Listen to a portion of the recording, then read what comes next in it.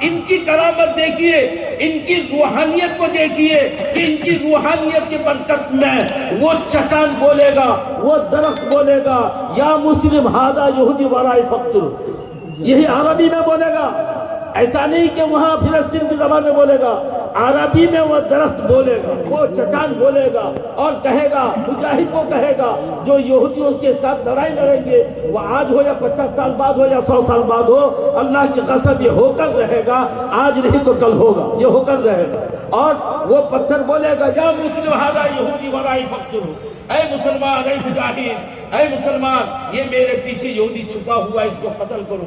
ہاں الا شجر الیہود، لیکن ایک جو درخت کا نام شجر یہود ہے، شجر یہود، وہ لوگ جانتے ہیں، یہ یہودی جانتے ہیں کہ شجر یہود نہیں بولے گا، اس لیے اسرائیل والوں نے کثرت سے ان درختوں کو لگانا شروع کیا، کثرت سے لگانا شروع کیا کہ یہ ہم درختوں کے نیچے چھپیں گے تو یہ درخت ہمیں مسلمانوں کی رہبری نہیں کرے گا، کیونکہ یہ درخت کا نام ہے شجر الیہود، یہ یہود والا درخت جو نام کے ساتھ ہوگا وہ نہیں بولے گا، لیکن وہاں ان کو چھپنے کا موقع ملے گا تب نا، اس سے پہلے تو معاملہ درہم برہم ہو جائے گا، اور ایسا خوف ہراس اور خوف طاری ہوگا کہ وہ چٹانوں کے پیچھے چھپے گا، پہاڑوں کے پیچھے چھپے گا، دوسرے درختوں کے پیچھے چھپے گا، جہاں بھی چھپے گا وہ درخت بولے گا۔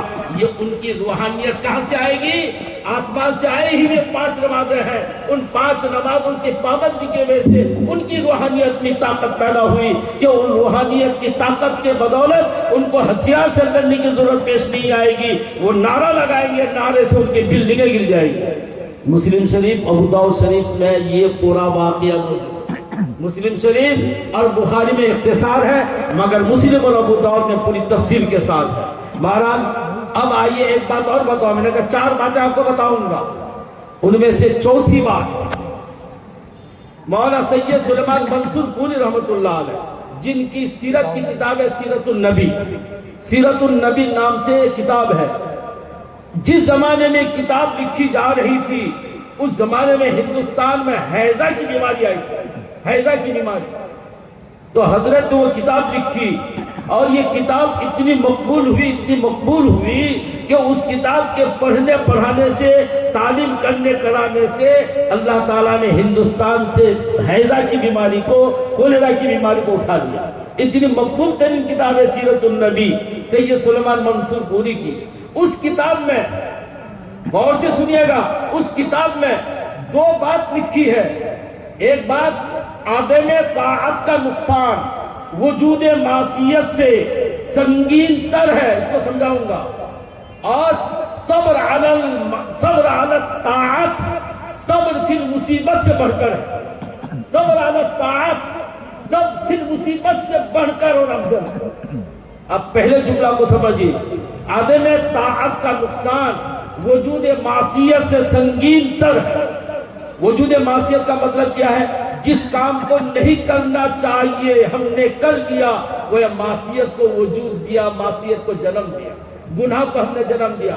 مثلا جھوٹ نہیں بولنا چاہیے، ہم نے جھوٹ بولنے کے گناہ کو جھوٹ بول کے جنم دیا، اور جن کاموں کو اللہ نے بطور فرض کرنے کے لیے کہا ان کو ہم نے نہیں کیا تو وہ عدم طاعت اور نافرمانی ہوئی، اس کو نافرمانی کہتے ہیں۔ زکوٰۃ نہ دینا یہ نافرمانی ہے، روزہ نہ رکھنا نافرمانی ہے، نماز نہ پڑھنا نافرمانی ہے، زنا کرنا وجود معصیت ہے، شراب پینا وجود معصیت ہے، جھوٹ بولنا وجود معصیت ہے، کسی کو قتل کر دینا وجود معصیت ہے، لیکن دونوں گناہ کبیرہ ہے۔ شراب پینا بھی گناہ کبیرہ اور زنا کرنا بھی کبیرہ گناہ، اور بلکہ اسلامی سخت سے سخت سزا ہے اگر اسلامی ملک میں اس طرح کا زنا کا صدور ہو جائے گواہ سے یا اس کے اقرار سے اگر ثابت ہو جائے، اگر وہ غیر شادی شدہ ہے تو اس کو 100 ضربہ لگایا جائے گا، اور شادی شدہ ہے تو اس کو رجم کیا جائے گا۔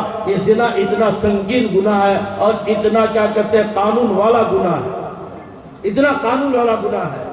مگر گناہ کبیرہ یہ بھی ہے نماز کا نہ پڑھنا، جبکہ پڑھنا فرض تھا ہم نے نہیں پڑھا، یہ عدم طاعت ہوئی اور نافرمانی ہوئی۔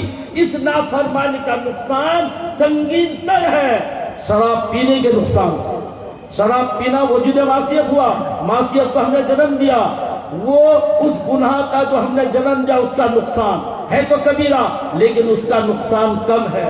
اور جو نماز فرض ہے میرے بھائیوں، میں آپ کو دل کے درد کے ساتھ سنا رہا ہوں، ہمارا نوجوان طبقہ آج ان کی زندگی کیسی گزر رہی ہے۔ آپ شہروں میں آپ دیکھیے، آپ جیسے نوجوان ہر مسجد میں بڑی تعداد میں نماز میں، اگر دیہات وغیرہ میں نوجوان نے سمجھا کہ ہمیں تو بڑھاپے میں نماز پڑھنا ہے۔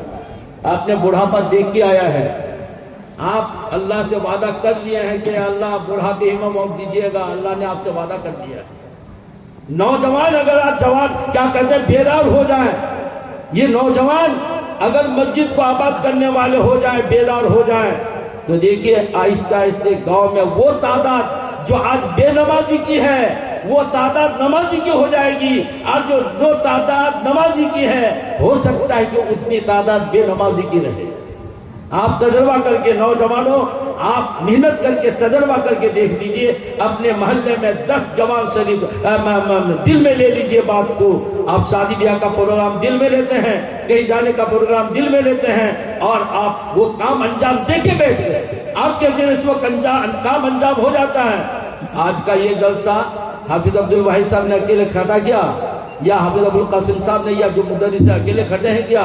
آپ کے جوانوں نے محنت کی ہے، آپ کے جوانوں نے محنت کی ہے۔ ہمارے گاؤں میں کچھ سال پہلے جلسہ ہوا، میں نے شرط لگائی کہ جو بھی جلسہ کمیٹی کے جتنے نوجوان ہیں جو بھی چندہ کرنے جائیں گے، سب سے پہلا کام آپ کا کہ آپ کو نماز پڑھنا پڑے گا۔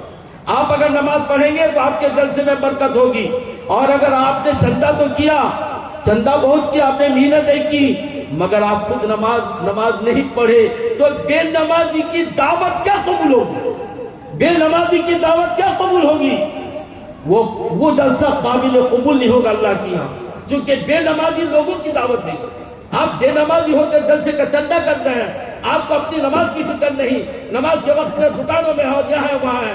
آپ تجربہ کر کے دیکھ لیں، جس گاؤں میں نمازی لوگ چندہ کریں گے اس جلسہ کا کچھ نہ کچھ جو ہے اثر اپنے پیچھے وہ جلسہ چھوڑ کے جائے گا، اپنے پیچھے وہ چھوڑ کے جائے گا۔ اس لیے بھائی دیکھیے، میں کیا کہہ رہا تھا، عدم طاعت یعنی ایک نافرمانی، نماز نہ پڑھنا نافرمانی ہے، روزہ نہ رکھنا نافرمانی ہے، یعنی وہ عدم طاعت ہے، اور اسی طرح زکوٰۃ نہ دینا یہ نافرمانی ہے، عدم طاعت ہے، یعنی بات کو نہ ماننا، بات کو نہ ماننا، اس کام کو انجام دینے میں نفس کو کیا کہتے ہیں کہ ادھر نہ لگانا، یہ نافرمانی کرنا، یہ عدم طاعت ہوا۔ اور جو شراب نہیں پینا چاہے آپ نے پی لیا، آپ نے معصیت کو جنم دیا، اور جھوٹ بولا معصیت کو جنم دیا، چوری کر لیا، چوری نہیں کرنا چاہیے، چوری کیا تو چوری کی معصیت کو جنم دیا، اس کا نام ہے وجود معصیت۔ دونوں کا نقصان کہتے ہیں عدم طاعت کا نقصان سنگین تر ہے وجود معصیت کے نقصان سے۔ کیا وجہ ہے صاحب؟ کیا وجہ ہے؟ وجہ یہ ہے، آپ کے گاؤں میں آپ کا بھائی، آپ کا کوئی پڑوس والا شراب پی رہا ہے، کتنی نفرت کی نگاہ سے ہم کو دیکھتے ہیں، ان کے لیے ہم دعائیں کرتے ہیں، اور وہ خود بھی اپنے آپ کو مجرم سمجھ رہا ہے، میری بری عادت لگ گئی ہے، اپنے کو گناہ کر کے وہ اپنے کو گناہگار سمجھ رہا ہے، اپنے کو گناہگار سمجھ رہا ہے۔ اور ایک آدمی زنا کیا اور گاؤں میں انصاف پنچایت ہوا، انصاف پنچایت ہونے کی وجہ سے وہ شرمندہ بھی ہوا، اور خود کو وہ سمجھتا ہے کہ یہ ہمارے گاؤں میں 50 جوان میں کسی سے یہ گناہ نہیں ہوا، نعوذ باللہ میرے سے یہ گناہ ہوا۔ وہ اپنے گناہ پر نادم ہے، شراب پینے والا وقتی تقاضے میں قابو نہیں کر پایا، پی لیا، لیکن وہ نادم ہے۔ زنا کرنے والا نادم ہے، چوری کر لیا، چوری کرنے کے بعد وہ نادم ہے، کیونکہ یہ معصیت کو جنم تو اس نے دے دیا، معصیت کے جنم ہو جانے کے بعد بہت شرمندہ ہوا، بہت شرمندہ ہوا، اور کہا توبہ توبہ توبہ، آئندہ شراب نہیں پیوں گا، آئندہ ایسی غلطی نہیں کروں گا، آئندہ چوری نہیں کروں گا۔ اب بتائیے، نماز نہ پڑھنے پر کس گاؤں میں انصاف اور پنچایت ہوتا ہے؟ بتائیے آپ لوگ، نماز نہ پڑھنے پر کسی گاؤں میں پنچایت اور انصاف ہوتا ہے کیا؟ ادھر ہم سب نے اس کو نفرت کی نگاہ سے دیکھا، شراب پینے پر ہم نے جرمانہ عائد کیا، زنا پر جرمانہ عائد کیا، چوری پر جرمانہ عائد کیا. نماز نہ پڑھنے پر ہم نے کبھی جرمانہ عائد کیا؟ انصاف دے کے بیٹھے، پنچایت دے کے بیٹھے؟ نہیں بیٹھے. کیوں؟ اس لیے کہ جو نماز نہیں پڑھتا ہے وہ اپنے آپ کو پاپی سمجھتا ہی نہیں. ادھر شراب پینے والا اپنے کو پاپی سمجھ رہا ہے، چوری کرنے والا اپنے کو پاپی سمجھ رہا ہے. پاپی اپنے کو پاپی سمجھ لے، پاپ کا گناہ تو پائے گا، لیکن اپنے آپ کو پاپی سمجھنے کے وجہ سے علیحدہ نیکی پائے گا. سمجھ رہے بات کو؟ ایک پاپی اپنے کو پاپی سمجھ رہا ہے، اس پاپ کے کرنے کی وجہ سے گناہ اس کے کھاتے میں تو لکھا جائے گا، لیکن اپنے آپ کو پاپی سمجھ رہا ہے. اس سمجھنے کی وجہ سے علیحدہ اس کے لیے نیکی لکھی جائے گی، علیحدہ نیکی لکھی جائے گی. اب آئیے نماز میں یاد میں طاعت ہے، یاد میں طاعت، مگر یاد میں طاعت جو گناہ ہے، نافرمانی ہے.